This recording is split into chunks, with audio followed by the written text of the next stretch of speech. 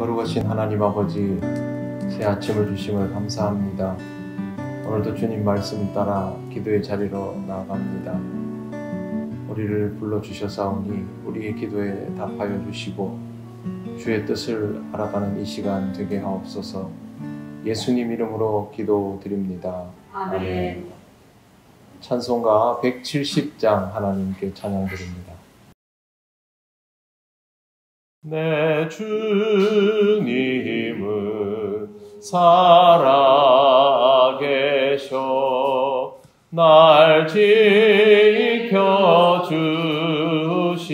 지켜주시니 그 큰 사랑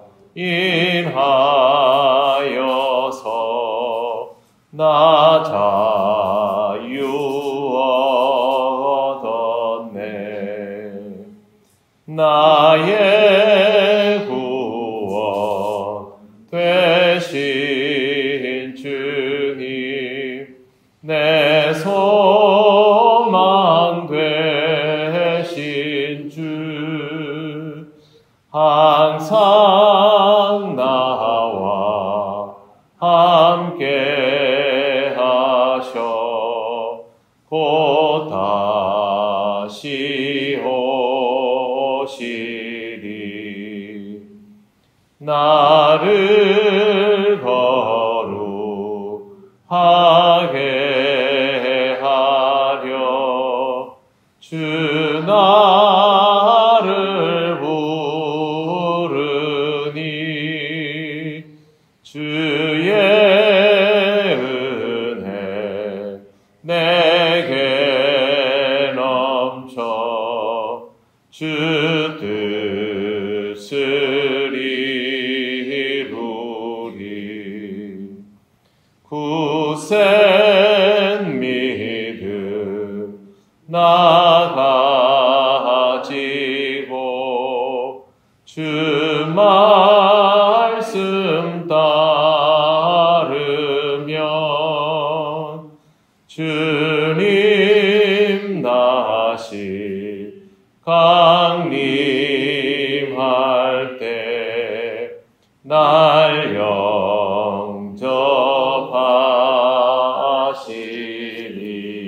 영접하시리. 아멘. 하나님 말씀 누가복음 5장 33절에서 35절입니다. 다 같이 봉독하겠습니다. 그들이 예수께 말하되 요한의 제자는 자주 금식하며 기도하고 바리새인의 제자들도 또한 그리하되 당신의 제자들은 먹고 마시나이다. 예수께서 그들에게 이르시되 혼인집 손님들이 신랑과 함께 있을 때에 너희가 그 손님으로 금식하게 할 수 있느냐? 그러나 그 날에 이르러 그들이 신랑을 빼앗기리니 그 날에는 금식할 것이니라. 아멘. 네, 오늘 말씀 첫 구절에 보면 바리새인과 서기관들이 예수님께 하는 말이 있습니다.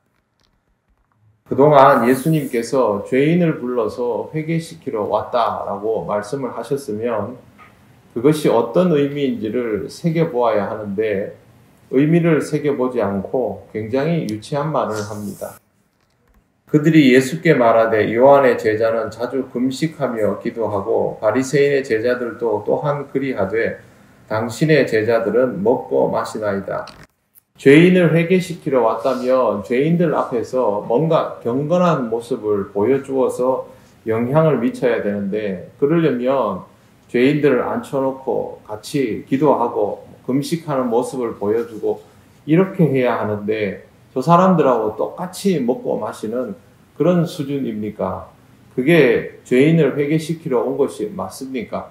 지금 그 얘기를 하는 겁니다. 이에 대해서 예수님은 말씀하십니다. 34절에 보시면 혼인집 손님들이 신랑과 함께 있을 때에 너희가 그 손님으로 금식하게 할 수 있느냐? 잔치집에 모여있는 사람들에게 음식 먹지 말라고 얘기할 수 있느냐? 좋은 자리라서 모인 것이고 함께 즐거움을 나누는 것이 제일 중요한 자리인데 그 말을 하시는 것입니다.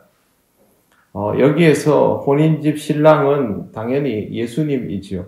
예수님을 만나러 모여있는 자리가 혼인집이 되는 것이고, 그러면 여기에 있는 사람들은 전부 손님입니다.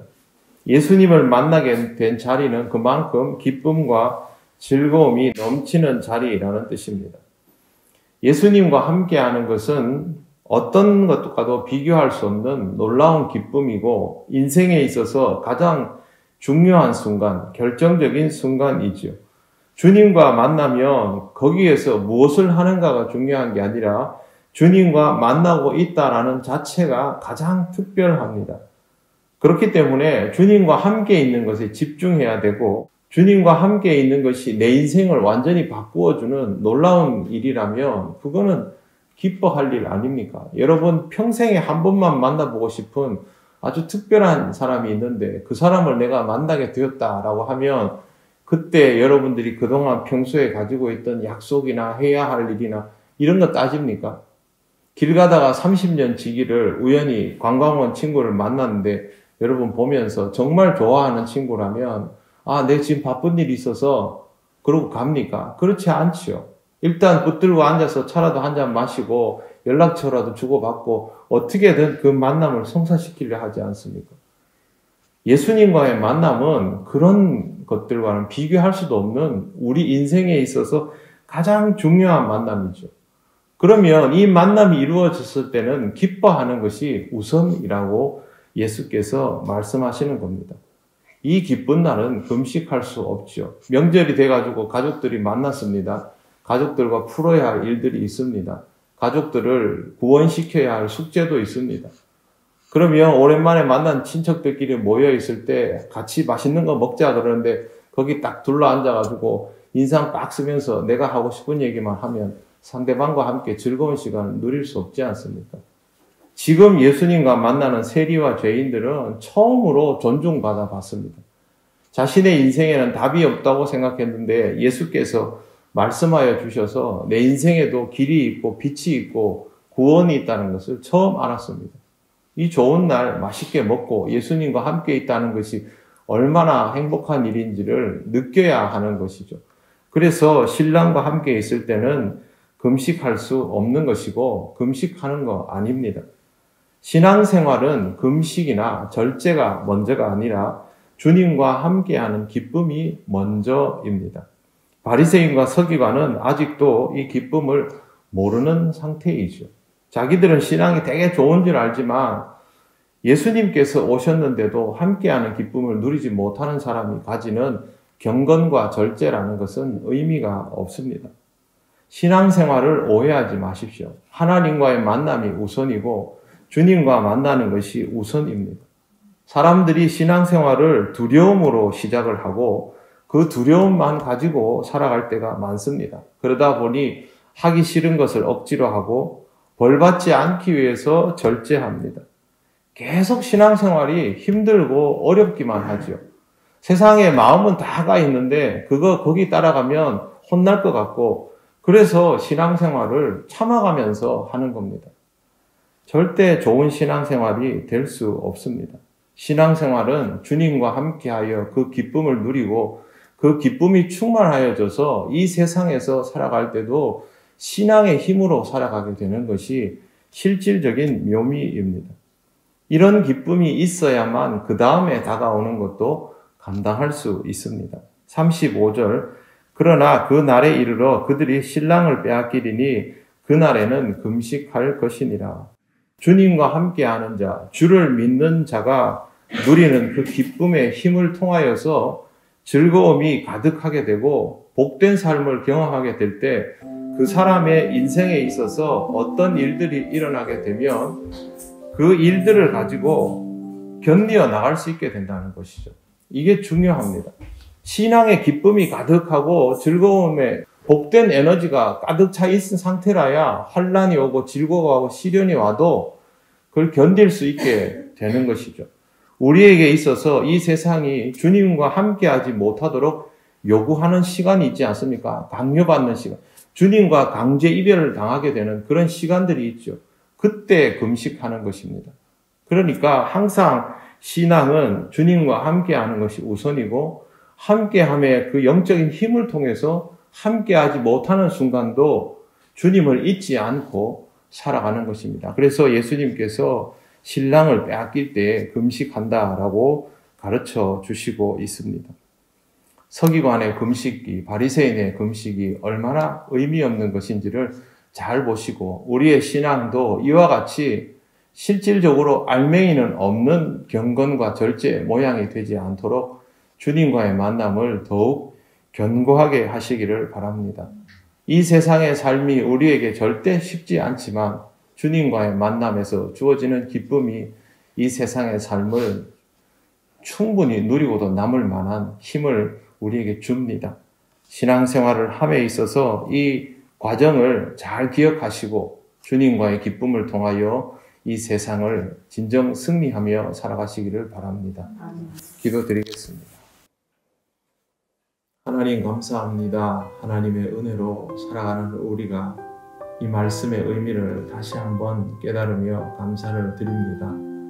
우리의 삶이 늘 주님과 함께 있음을 통하여 기쁨이 충만한 삶이 되도록 인도하여 주옵소서. 오늘도 복된 마음으로 새벽기도 자리를 나와서 기도하며 하루를 시작합니다. 하나님, 이 기도 속에서 하나님과 함께하는 기쁨이 더욱 충만하여지게 하시고, 이 세상을 살아갈 때 일어나는 모든 일들 가운데에서 하나님의 은혜를 누려가며 주님과 함께하지 못하는 상황 속에서도 늘 주님을 기억하는 삶이 되게 하여 주시옵소서. 오늘도 주님 우리와 함께 하시고 이끌어 주심을 믿사오며 예수님 이름으로 기도드립니다. 아멘. 하늘에 계신 우리 아버지, 아버지의 이름을 거룩하게 하시며 아버지의 나라가 오게 하시며 아버지의 뜻이 하늘에서와 같이 땅에서도 이루어지게 하소서. 오늘 우리에게 일용할 양식을 주시고 우리가 우리에게 잘못한 사람을 용서하여 준 것 같이 우리 죄를 용서하여 주시고 우리를 시험에 빠지지 않게 하시고 악에서 구하소서. 나라와 권능과 영광이 영원히 아버지의 것입니다. 아멘.